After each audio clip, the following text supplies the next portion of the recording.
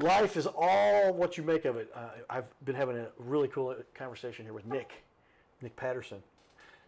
Previous guest was Jake, by the way, in case anybody wonders. See some of our bloopers, but Nick and I have been talking about what it all boils down to. You might want to listen to this conversation. Who knows where this could go? Giddy up.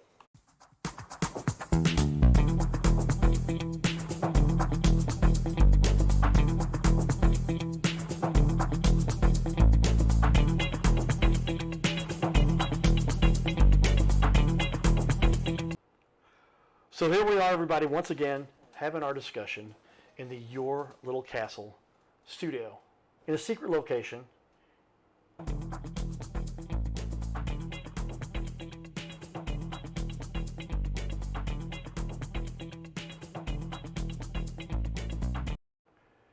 In a secret location somewhere in America, talking about what makes the world go round.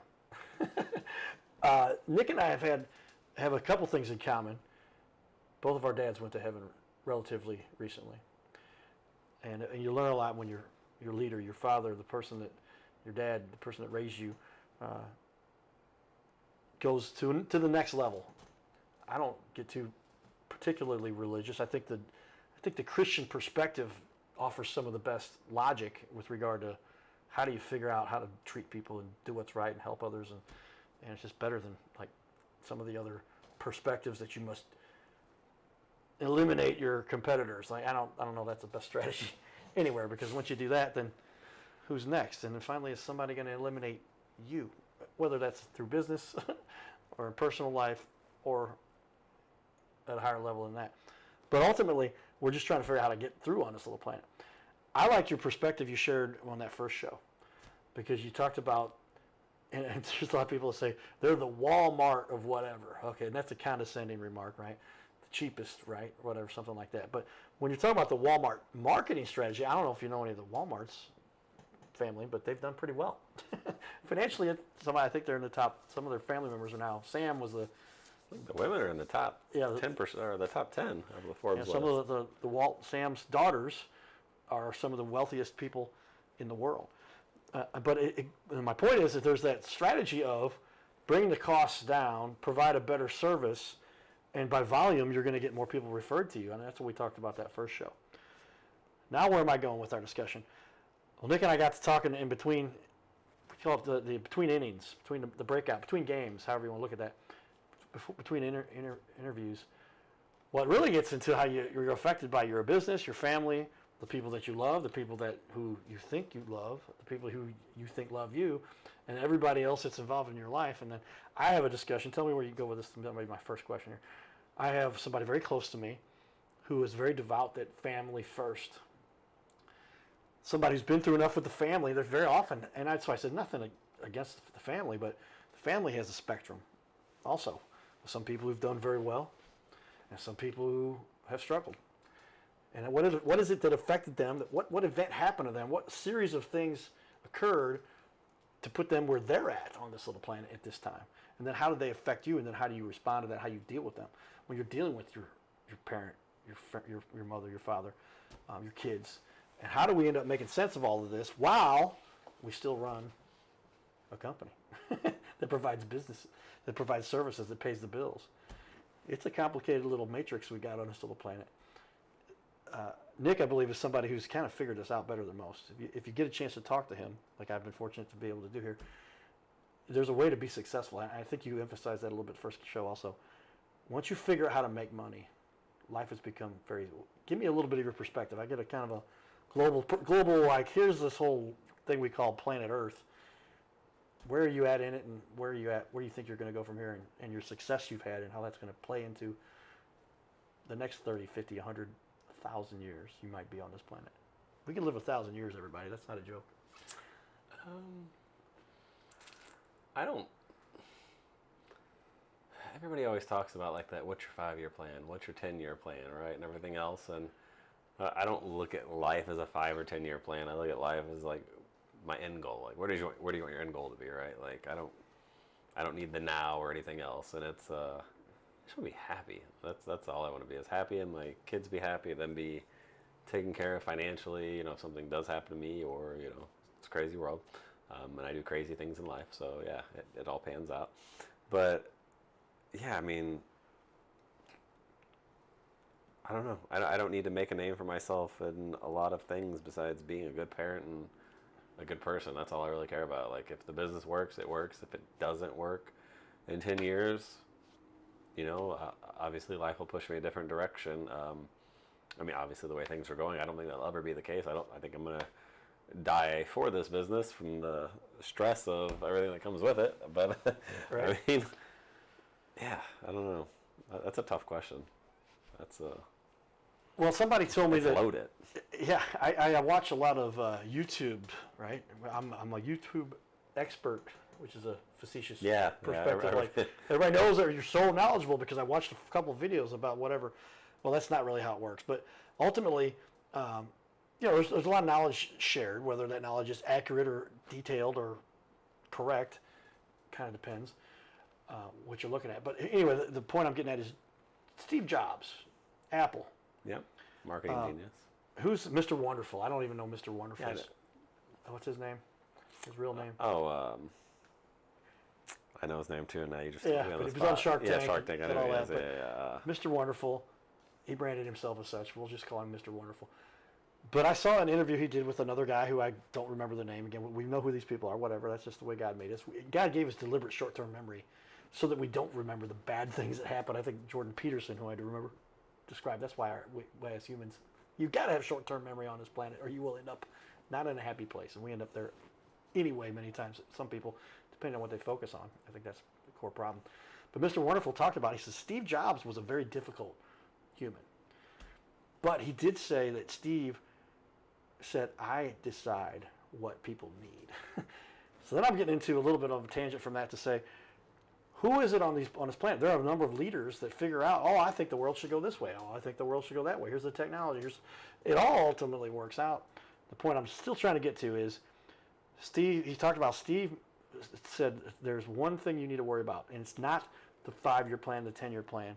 It's your next 3 steps, your next 3 priorities of all of the noise. They call it noise versus your tasks. And if you can sound out the noise, if you can eliminate the noise, which is kids getting picked up from school, which is baseball practice, which is dealing with mom who's got sick, or dad who's in the hospital, or the nephew or the niece. If you can eliminate the noise, you've got to figure out your next 3 tasks and accomplish those. Each day, get those 3 tasks done. So it's like you said, it's not the 5-year plan. It's not the 10-year plan. It's what you got to do towards your long-term goal with those next 3 steps. And I'm guessing you've had some success with that because you've been able to prioritize and put in place at a relatively young age. I think he did tell me his age in a general sense earlier. I wish so many people went off to start a business like you did, like you have, because then they get more autonomy, more freedom, and they get more control of their own destiny. There's a lot of people that's not what they want. You've talked about people that we all know people that like, I just enjoy just floating through life, and that's their perspective. But if you could say, do you agree with the perspective that 3 steps, if you can just each day accomplish 3 tasks that are on your list that you've prioritized, that ultimately will lead to the growth and the accomplishment levels you're trying to get to that can get you to your long-term goal. And this is posed by Mr. Wonderful. I think anything's a possibility, but I don't think one person can say how another person can react to a certain situation, or even I guess a motivational factor, like saying, oh, if I put these Post-it notes on here that says I'm amazing and I'm great and I'm going to do good in life, that transposes into this, well, I don't think it's necessarily what other people are contributing. It's just, and his point was, it's like you have these 3 tasks. There are nobody else's tasks but yours, and they're the 3 tasks that only you can accomplish, or they're the 3 things that are on your list, and there's probably other people with similar tasks that they're trying to accomplish. But if you can just assimilate each day to get these 3 tasks done. Tell me if you've seen this one, that if I improve 1% a day, how much have I improved in a year? I mean, that's relative in the sense, but... 1% times 365, right? That's a 365% increase. Now, does it compound, or is it just 1% additional? I'm just wondering. But I guess the point there being, again, if you can just accomplish those 3 tasks. So I wanted, as somebody, I wanted to get your perspective on that. I guess the question is, again, I mean, even with the 3 tasks, right? But who are saying these 3 tasks are these beneficial task that you're setting forth for yourself. You know, like Sure. I don't. Again, that's the hard part about success. I think success. Did you select the right 3 tasks? Yeah. Yeah, I mean, it has to be the right. I hate to be that even person. It's just. If you were wrong on one of them, the other 2. Yeah, I feel like certain people are built for that type of mindset. Yes, 100%. I don't think that's for everyone, and that's a great thing. But I think that mindset is definitely plausible to certain people. Yes, like if you're goal oriented and everything else, and you set certain goals for yourself, like short term goals, I 100% believe in that. Like that's what I'm all about. That's why I said short term goals is a great thing. I think long term goals is just really a pacifier effect in the sense, right? It's just you keep going for it. I mean, and I hate to bring her into this, but my sister, like going for a master's degree, she's like, I'm going to do this in life, and it's like it never pans out. The same thing with these kids that go to college and say, I'm going to do this, and they end up working at a Jimmy John's or somewhere. It's just that's that long term goal that gets in the way. But if you just focus on that short term, you would have got to the long term. Okay, so that's what you're saying. So pretty much what you're saying in the sense, there's a series of short-term accomplishments turn into what you can also. And okay, so now I'm getting into. This is like thinking out loud. They call that, right? Thinking out loud without putting this on paper and premeditating what I'm going to say. But what I've found in life, very often I end up going down a path that I think is where I want to go, and something blows up. It doesn't work out. Something I just whatever negative or just not the right response that I got sometimes of a really bad situation, and then I go, oh my gosh, that was horrible. But then I wake up, bounce back, look around, start going in a different direction. I go, oh my gosh, thank God that terrible calamity happened, because I would not be here where I'm at today had that not happened. And how often is that the case? And then again, as part of that is you got to bounce back no matter what, and you'll end up. I say to people, you'll end up getting where you're trying to go if you never give up, and not be where you intended to go originally, but it will be where you were supposed to go, led by a higher power or the direction that was built within you, or however you want to interpret that. And as somebody, I guess with you, I'm saying somebody who's become successful, is that a perspective that people might take to gain some success for those people who do want to conquer the world?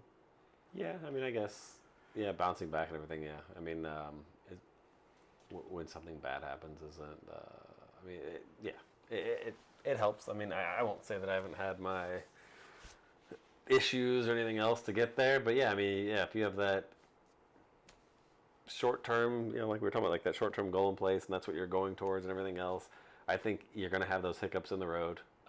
It really just matters how you handle them. And again, I agree with you. I think that makes you the person you are. Like, I think it makes you a better person, if anything, because I mean, you're learning from those mistakes, or you're learning from those bad things that happen. And I think if you take something from it, if you take a positive result from it, you're going to become a better person. Like, I've always been that firm believer. I'd rather learn from other people's mistakes than my own. Because my mom was always like, oh, yeah, let him do it. He'll learn from his own mistakes. I'm like, no, I'd rather not do that. But yeah, again, it's still the person, and that's where I'm always at with it. It's just everybody isn't built for the same thing. Well, then are we ultimately accountable to ourselves? And that's the thing. Is that what you're saying? Yeah, ultimately? I mean, you report to whoever's opinion and you are. I mean, that's you can be your own worst enemy, or you could be your biggest contributor. It's what you make out of it, right? I could sit here and have someone die and just beat myself up about it and lay in bed and for months on end and not do anything with my life, or I could look at the positive side of things and realize, hey, look, I'm still here. I can mourn that person, but I can move on because I still have a life to live. I don't have to hold nobody accountable for that or anything else, or feel like it was someone else's fault. I'd rather not worry about none of that crap. I just focus on me. That's what my main goal is. Focus on me. Focus on the business, focus on my kids, and everything else comes. Like I said, success and wealth and everything else is a mindset. And I think if you have that mindset that you're successful, you're going to be successful. You don't have to have a bunch of money to be successful. You don't have to have a great job to be successful. You could have a happy family, and that's what we talked about with my employee. Like, you could, live in a rickety hut and be the happiest person in the world because you think you're successful, and that's all that matters. And I wish I had that mindset. But well, yeah, we need to, because if everybody, back to like we said, if everybody was be a real cutthroat planet, and some higher power has put this in place, and we're just trying to understand the best way for it all. Yeah, navigating it. Yeah. But we'll ultimately, as some people would say, because I've heard this, if you become so focused on yourself, aren't you being selfish? I know what my answer would be to that, but I'd like to hear your perspective. I think you have to be selfish sometimes, though, because, I mean, who else is looking out for me? And who else is looking out for my family? Right? I mean, does it mean I don't care about people? No, I absolutely do. I care about people immensely. But I also have this theory. I don't get involved in all the world politics of things and everything else because I can't solve that, right? And I can look at a realistic standpoint and go, you look at these other countries that have all these wars going on, and you think if they just stand up to their leader, they could end all this. But they don't, because it's never going to happen. Like, it didn't happen in the 70s when we had protests or anything else. It's not going to happen now. So I don't need to concern myself about other people that have no impact on my life. I care about the people in my community and everything else. Those are the people that have impacts on my life. And and it could be a selfish mindset. That's fine. I'm good with that. I will take that to my grave. Well, then ultimately, are those people that are saying that it's selfish are actually the ones being selfish, because they're saying it's not about me, it's about you, and it shouldn't be about you, it should be about me. Yeah. And they're really the ones being selfish. And that's why I just try to help people. Am I wrong? I think everybody wants to make a martyr out of something, right? Okay. Yeah. And if I'm someone's martyr, I don't care. Like, whatever. Like, life's life. You can call them, again, they can call me selfish. I agree, they could be the selfish one, or they could be the one that's just got this ideological mindset that you should be solving everybody's problems because they're trying to as well. And if everybody was doing that, then this world would be a better place. Well, the world is what it is because we created it what it is. One person isn't going to change it. It's going to take millions, and millions will never line together because, media and everything else drives people apart. Like, it creates divides, social divides, racial divides. On purpose. Yeah, no, it's 100% on purpose. Yeah, it's right, for control, which we can talk more about. I'm going to give my answer to what I think might be the ultimate perspective from myself, at least, that may make this a little easier for people to understand. I think my buddy Nick's going to agree with me. We're going to stay tuned for a little bit here. We're going to share a little bit more of our community stuff we got going on. All right, everybody, we're here with the SLU basketball team enjoying this awesome event. First up, Robbie, you're a little taller than me. I guess you play for the basketball team at St. Louis University. I do that, yes, sir. What's your position? How long have you been on the team? I play center. This is going to be my second year here at SLU. Are you excited about the upcoming season? Oh, yeah, I'm super excited. It's going to be a fun season. We can't wait to get started. What do you find most exciting about this event here today at Delwood Rec Center? I think just seeing the community get together, seeing the camaraderie between people, on this lovely holiday. Obviously it's a big thing to celebrate, and so just seeing everybody out here together having a good time, it's awesome. Do you think I can help you maybe with a little bit of your slam dunks, maybe? I think you can help me a lot, yeah. All right, we'll work on that later. All right. Thank you, Robbie. What's your name? I'm Deion Brown. All right, Deion, what position you playing? I play combo guard, sometimes small forward as well, so 1, 2, and 3. I was not a basketball player at this level, obviously, everybody. So you shoot, rebound, dunk, the whole thing? That's it, anything I can do. How excited are you about playing for SLU this year? I can't wait, it's got a great group of guys, it's my first year here, so I'm kind of meeting everyone for the first time, but I can't complain, I love it here. How fun has this event been for you? It's been great, we got to see people, we got to help out a little bit, taking out the trash, got to meet people, take pictures, spend time with the community, with the youth, so it's been great. If you need any help with your three-pointer, you let me know. Yeah, you can help me right now, actually. I appreciate that. Thank you. All right, thank you, sir. Good deal. What's your name? Amari. Mark, how you doing? Amari. Amari, I'm sorry. Got that right. Amari, good to meet you. What position you play for SLU? I'm guard. You're a guard. Yeah. You can shoot, dribble, dunk, and the whole thing. Yeah, just a little bit. I wish I could do it like him, but... We're going to talk to him, too. All right, Amari. How excited are you about the upcoming season for SLU? I'm very excited. We got a group of guys, that compete and, that's willing to win. So, it's fun. You can't complain. So is there going to be a potential conference championship in this, maybe? Don't want to get you in trouble predicting. We don't do that in baseball. We don't do it in football. But do you at least feel like you're saying there's a chance? Yeah, definitely. Like I said, we got a group of guys that's willing to win, that's willing to dive on floors and get loose balls. So, can't complain, honestly. They said hard work pays off. His name is Carter Rethwich, but in St. Louis, he's known as the Cardinal Cowboy. He's a well-known fixture in the stands at sporting events in the Gateway City. He's one of its greatest cheerleaders, a super fan like no other. When he makes his rounds at almost every home game, he shares his love for sports with the rest of fandom with a smile, a cheer, some positive encouragement, and lots of selfies and pics. But the Cardinal Cowboy was born of a tragic incident. Rethwish was an aspiring athlete in high school and college. He dreamed of playing in the big leagues, but those dreams ended when he and 3 of his college friends were hit with a devastating crash by a 5-time drunk driver. One of his best friends died. Carter suffered a critical head injury. The trauma put him in a coma for 6 days. The doctors said he was never expected to function again. Those expectations never came true. He fought back and finished college. He was determined to prove the doctors wrong. Among other inspirations, it was his love of baseball that kept him going. And from his near-death experience, the Cardinal Cowboy emerged. His goal in life became to inspire others with positivity despite the odds, to help people believe in themselves and achieve their dreams. So after my coma, I realized that it was up to me if I was going to accomplish my goals, if I was going to reach my dreams. Despite what the naysayers would say, the people that were discouraging me, like they do everyone, it's up to me if I'm going to make it. Don't listen to the naysayers. It's up to you. You decide whether you're going to succeed, whether you're going to reach your goals. Dream, and then always, always chase your dreams. Never give up. Giddy up.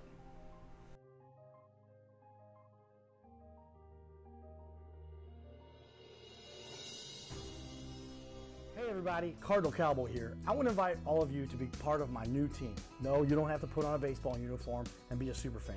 Now, it would be a good idea to cheer for the Cardinals, the greatest team in the history of the National League. But I'm talking about the Gold Cowboy team. You know, I love to help people follow their dreams and reach their goals in business and in life. So that's one of the reasons why I'm telling you about my friends at My Metal Pro.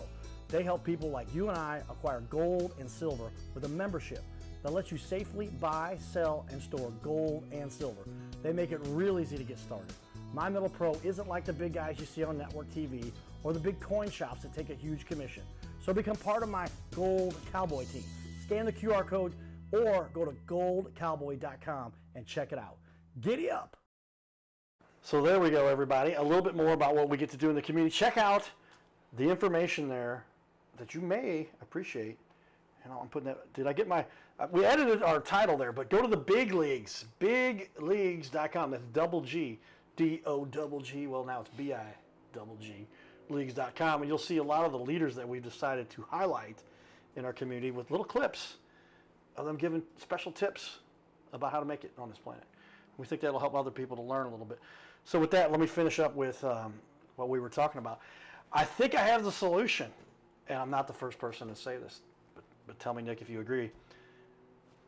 Put on the hat. Try to put this hat on at some point during the show. What's the cowboy stand for? Well, the cowboy back in the day was the guy that like got the job done no matter what it took, right? Had all the tools, roughed it even if he didn't have the tools. That's a cowboy on a steel horse I ride. Wanted. Dead or alive. Dead or alive. But I think the solution for most people, if they would adopt this strategy, is to stop complaining, number one. Number one. Not number 5, not number 4, number 3. Number 1. Stop complaining. Number 2, go do something. Find something productive to do. And if you get off, even if whatever level that is, wherever you're at, help a charity, help an organization, volunteer for a group, go work at a small business and learn. That's what will launch you into where you really get to understand the whole function of our planet. Because businesses ultimately are always fixing a problem for a human, right? That's the idea. You don't have a business, people are going to pay you to do something you're not getting into different realms and different strategies for our people who have different democracy versus all the others I don't even want to name. But do you think that might be a strategy? Is that a potential fix for some of the problems that some people have? Go out and do something and stop complaining?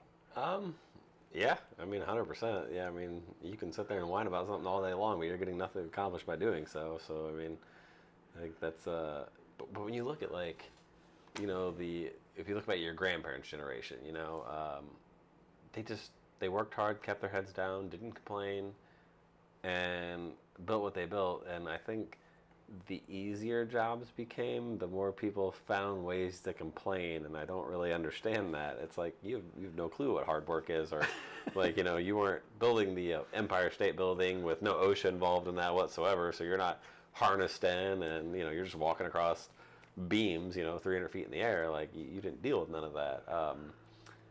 I just think we've. It goes back to parenting, honestly, though. Right? Like, Sure. I mean, I think you heavily influence how your kids turn out, and I think complaining is the easy thing to do. It's the easiest thing to do. It's really easy to complain. It's really hard to do the work, put it in, and sit back and watch the spoils of your work when it's done. Like it's a crazy concept to be able to.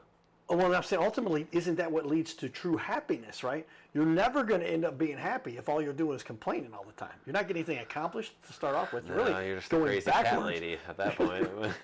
But if your goal is to be happy on this little planet, I don't know, maybe that's a concept that some people still don't enjoy or understand or appreciate. But if that's the goal, then this is a way to get there for sure.